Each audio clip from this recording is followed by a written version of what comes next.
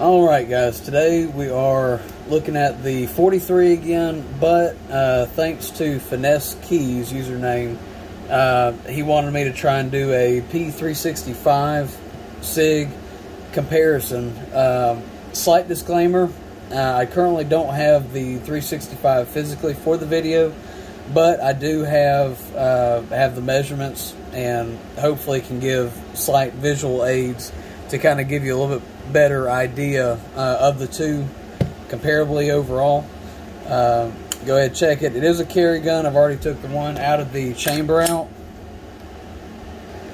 Alright, so overall the 365 is going to have a slightly smaller profile than the 43.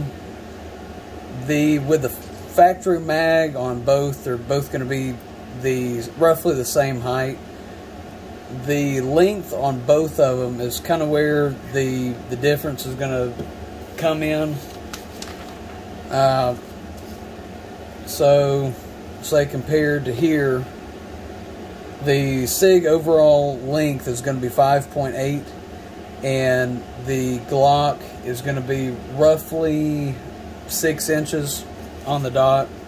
I believe Glock specifications calls for like 6.06, but lining the back up all the way to the front of the barrel, it's right at 6.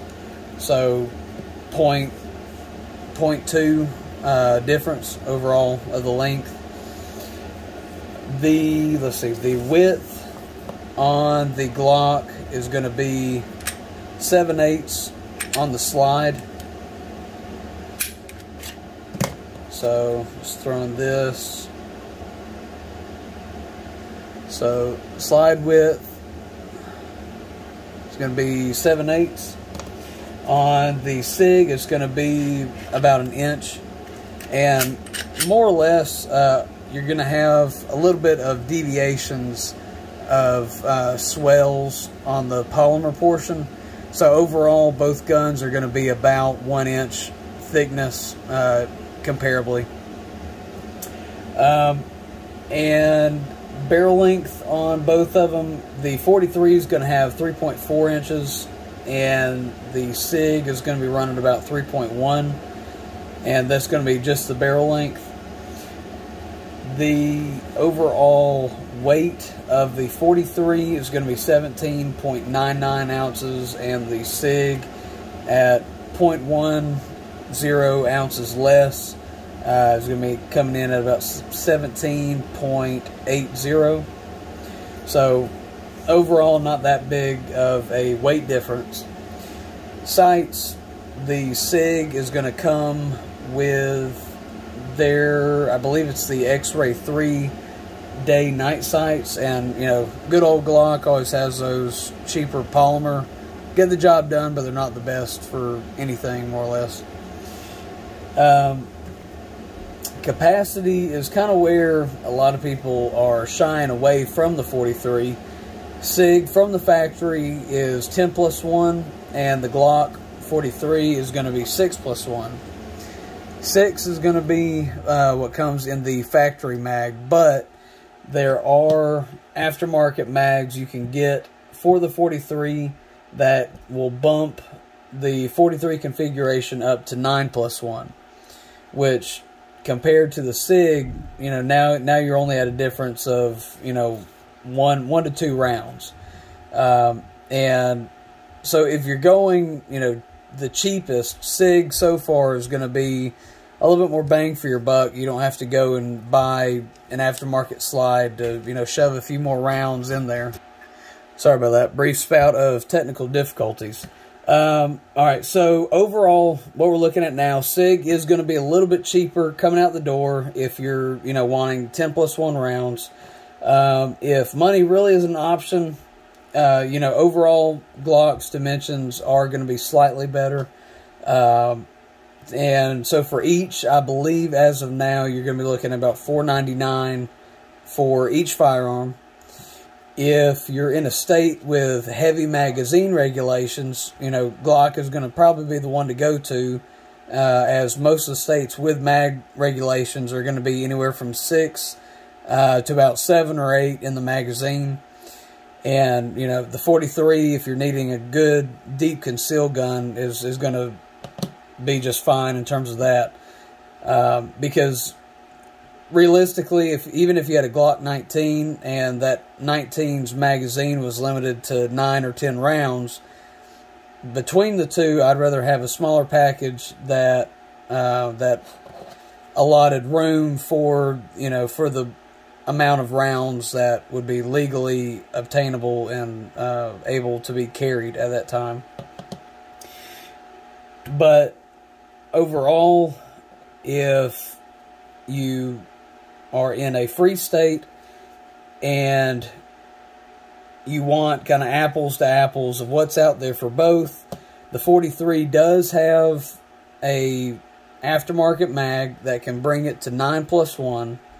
The SIG factory is going to be 10+1, and both of them are going to have available +1 and +2 extensions. From the factory, the SIG, they do offer an extended mag that brings it to 12 rounds. And between the two guns being introduced, the SIG was the main one that experienced a few more growing problems. Like, one was going to be, there was a lot of reports of battery failure, return to battery.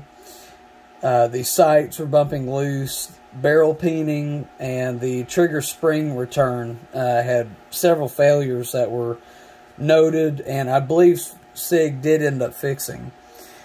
And overall, I believe that SIG actually did put a report out that they said they did fix all those issues in their newest generation that did come out. And main complaints on the 43 were, as always, the trigger pull, mainly the poundage in terms of the trigger pull, and mag capacity, and the fact that there's no accessory rail. And so in the end, you know, it's going to kind of fall down to personal preference, and, you know, each gun's going to fit someone else's hand a little bit differently. For me, I'm still used to the Glock angle, and the 365, I have shot it once or twice. The SIG does have a slightly higher bore axis. I believe whenever I lined them up, the bore axis came in line with about the top of the Glock barrel. So that'd probably be a 1/4 of an inch difference in terms of bore axis. Glock, that bore axis is going to be closer to your palm. So overall recoil is going to be slightly more manageable. But, you know, depending upon what you're used to shooting, you know, you might kind of lean a little bit more towards SIG. But for me, I know I was able to get tighter groups out of the 43 compared to the 365.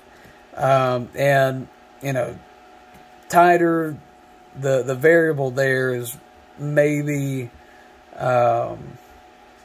3-inch groups, 3 to 5 at about 15, 25 yards, and about 6 to 8 groups, 6 to 8-inch groups with the SIG. So, I mean, it's not that far off, but for me, it was fairly noticeable on paper. So, for me, between the two, you know, with the magazine capacity almost being the same with that aftermarket support that Glock has, it literally would come down to preference. With the Glock being a little bit more thinner, and, you know, for me, it's a little bit more manageable. I'm able to get, put this in like an ankle holster around the boot, able to get it at a 5 o'clock carry inside the waistband, tuckable holsters. It can stow out of the way in shoulder holsters. And keep in mind that there are a lot of these holsters that SIG does have, but with the overall weight, I do think Glock has a slight nudge in this occasion. But, you know, overall, so if I had to choose, I would still kind of go with the 43. And, you know, worst comes to worst, just go out to a range and, you know, kind of get a handle on both of them. Because in the end, when you have to end up drawing it and using it, you know, you'd probably rather have one that feels good You know how it aims, how it shoots, and you can get the job done. Bullets on target, no misses. You know, that's the most anyone can really ask. But other than that, guys, this is my rough comparison on the 365. I can and will, once I get a 365 available, I will update the video. But as of now, you know, if this is the kind of content y'all like to see, go ahead, like, subscribe. And shout out again to Finesse Keys for, you know, blowing that comment section up and kind of keeping me engaged. So other than that, y'all have a good one.